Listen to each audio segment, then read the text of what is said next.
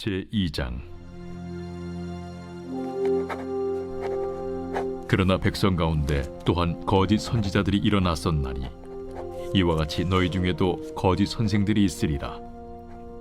그들은 멸망하게 할 이단을 가만히 끌어들여 자기들을 사신 주를 부인하고 임박할 멸망을 스스로 취하는 자들이라. 여럿이 그들의 호색하는 것을 따르리니 이로 말미암아 진리의 도가 비방을 받을 것이요 그들이 탐심으로서 지어낸 말을 가지고 너희로 이득을 삼으니 그들의 심판은 옛적부터 지체하지 아니하며 그들의 멸망은 잠들지 아니하느니라. 하나님이 범죄한 천사들을 용서하지 아니하시고 지옥에 던져 어두운 구덩이에 두어 심판 때까지 지키게 하셨으며 옛 세상을 용서하지 아니하시고 오직 의를 전파하는 노아와 그 7 식구를 보존하시고 경건하지 아니한 자들의 세상에 홍수를 내리셨으며 소돔과 고모라 성을 멸망하기로 정하여 재가 되게 하사 후세에 경건하지 아니할 자들에게 분을 삼으셨으며 무고한 자들의 음란한 행실로 말미암아 고통당하는 의로운 롯을 건지셨으니 이는 이 의인이 그들 중에 거하여 날마다 저 불법한 행실을 보고 들으므로 그 의로운 심령이 상함이라. 주께서 경건한 자는 시험에서 건지실 줄 아시고 불의한 자는 형벌 아래에 두어 심판날까지 지키시며 특별히 육체를 따라 더러운 정욕 가운데서 행하며 주관하는 일을 멸시하는 자들에게는 형벌할 줄 아시느니라. 이들은 당돌하고 자긍하며 떨지 않고 영광 있는 자들을 비방하거니와 더 큰 힘과 능력을 가진 천사들도 주 앞에서 그들을 거슬러 비방하는 고발을 하지 아니하느니라. 그러나 이 사람들은 본래 잡혀 죽기 위하여 난 이성 없는 짐승 같아서 그 알지 못하는 것을 비방하고 그들의 멸망 가운데서 멸망을 당하며 불의의 값으로 불의를 당하며 낮에 즐기고 노는 것을 기쁘게 여기는 자들이니 점과 흠이라. 너희와 함께 연회할 때에 그들의 속임수로 즐기고 놀며 음심이 가득한 눈을 가지고 범죄하기를 그치지 아니하고 굳세지 못한 영혼들을 유혹하며 탐욕에 연단된 마음을 가진 자들이니 저주의 자식이라. 그들이 바른 길을 떠나 미혹되어 부올의 아들 발람의 길을 따르는도다. 그는 불의의 삭슬을 사랑하다가 자기의 불법으로 말미암아 책망을 받되 말하지 못하는 나귀가 사람의 소리로 말하여 이 선지자의 미친 행동을 저지하였느니라. 이 사람들은 물없는 샘이요 광풍에 밀려가는 안개니 그들을 위하여 캄캄한 어둠이 예비되어 있나니 그들이 허탄한 자랑의 말을 토하며 그릇되게 행하는 사람들에게서 겨우 피한 자들을 음란으로서 육체의 정욕 중에서 유혹하는도다. 그들에게 자유를 준다 하여도 자신들은 멸망의 종들이니 누구든지 진 자는 이긴 자의 종이 됨이라. 만일 그들이 우리 주 되신 구주 예수 그리스도를 알므로 세상의 더러움을 피한 후에 다시 그 중에 얽매이고 지면 그 나중 형편이 처음보다 더 심하리니 의의 도를 안 후에 받은 거룩한 명령을 저버리는 것보다 알지 못하는 것이 도리어 그들에게 나으니라. 참된 속담에 이르기를 개가 그 토하였던 것에 돌아가고 돼지가 씻었다가 더러운 구덩이에 돌아 누웠다 하는 말이 그들에게 응하였도다.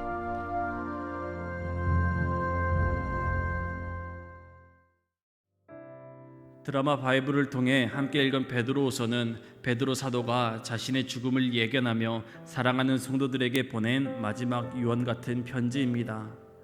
특별히 베드로후서 1장을 보게 되면 편지를 수신하는 사람은 어떤 특정한 공동체라기보다는 당대의 예수님을 믿고 따르던 모든 그리스도인입니다.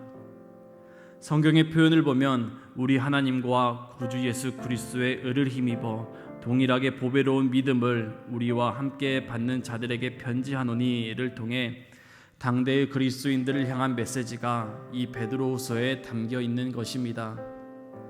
베드로 사도는 자신이 전한 복음과 또 자신의 경험을 이 편지에 담으면서 자신이 세상을 떠난 후에라도 성도들이 이 편지를 읽고 믿음과 복음 안에서 굳건하게 서 있기를 원했습니다. 베드로후서의 수신자들은 지금 거짓 선지자와 거짓 교사들의 위험에 노출되어 있었습니다. 이들은 이단의 가르침을 끌어와서 거짓 교훈을 퍼뜨리고 있었습니다. 특별히 거짓 교사들의 큰 문제는 부도덕한 행위를 부추겼습니다. 그 이유는 예수님이 다시 오실 것이라는 재림을 부인했기 때문입니다. 그래서 베드로 사도는 변화산에서 자신이 직접 경험한 사건들을 이야기하며 예수님은 하나님의 아들이 분명하다고 증언합니다. 더불어 예수님의 다시 오심이 늦어지는 이유는 너희에 대하여 오래 참으사 아무도 멸망하지 아니하고 다 회개하기에 이르기를 기다리고 있기 때문이라고 합니다. 이와 같은 베드로후서의 배경 가운데 그 중에서도 오늘 함께 읽은 베드로후서 2장의 말씀에서 우리가 주목해야 할 메시지가 있다면 그것은 거짓 선지자와 거짓 선생들에 대한 하나님의 분명하신 심판이 있다는 것입니다. 베드로 사도는 그리스도인들에게 다가올 어려움에 대해 이야기하며 거짓은 결국 그 끝이 하나님의 심판이므로 거짓에 대해 분별하는 그리스도인들이 되기를 간곡히 요청합니다. 먼저 베드로 사도는 세 가지 역사적인 사례를 통해 거짓 선지자들과 거짓 선생들에 대한 하나님의 심판을 이야기합니다. 첫째로 4절 말씀을 통해 하나님께서 범죄한 천사들을 용서하지 아니하시고 최종 심판의 때까지 지옥 구덩이에 가두셨습니다. 둘째로 5절 말씀을 통해 노아 시대의 세상을 용서하지 않으시고 노아와 그의 7 식구를 제외하고는 홍수로 심판하셨습니다. 마지막 셋째로 6절 말씀을 통해 소돔과 고모라 성을 불로 심판하여 후세에 경건하지 않는 자들에게 행하실 심판의 본보기로 삼으셨습니다. 베드로 사도는 이처럼 역사적 사례를 들어 거짓 교사들에 대한 심판의 확실성을 확증한 후에 하나님의 심판은 육체의 정욕대로 살며 그리스도를 멸시하는 자들에게 분명하게 임하게 될 것을 선포하고 있습니다. 그러므로 성도 여러분, 거짓 선지자와 거짓 선생들에 대한 하나님의 분명하신 심판이 있는 것에 소망을 두며 우리의 삶 가운데 거짓을 분별하며 하나님만 섬기고 따르는 성도들이 되길 소망합니다. 3절을 보면 그들이 탐심으로써 지어낸 말을 가지고 너희로 이득을 심으니 라고 하였습니다. 성경에서는 탐심이라는 말 거의 대부분이 돈에 대한 욕심이라는 의미로 사용됩니다. 즉 거짓 교사들은 바로 이러한 물질에 대한 탐심으로 인해 성도들의 신앙보다는 돈에만 관심을 두었으며 자신에게 얼마나 이익이 되는가만 저울질하고 있다고 베드로 사도는 고발합니다. 탐심이라고 하는 탐내다라는 단어는 히브리어로 하마드라고 하는데 그 뜻은 어떤 대상에 대해 기뻐하다라는 뜻입니다. 얼핏 보면 좋은 말처럼 보이지만 자세히 살펴보면 다른 것에 관심이 있고 다른 것에 대해 기뻐하는 마음, 바로 탐심, 탐욕, 욕망이라고 합니다. 지금 거짓 교사들은 그리스도인들을 통해 물질적 이득을 취하려 합니다. 그들은 자신들의 호주머니를 채우기 위한 말들을 지어내어 그것이 하나님의 말씀인 것처럼 외칩니다.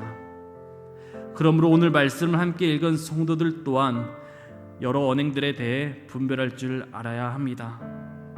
특별히 오늘날에도 많은 이단과 우리 주변의 사이비들의 이야기로부터 분별해야 합니다. 또한 카톡으로 보내지는 이단들의 교묘한 내용과 유튜브로 보여지는 이단들의 교묘한 영상을 신앙으로 가려내는 새롬교회 모든 성도들이 되기를 소망합니다.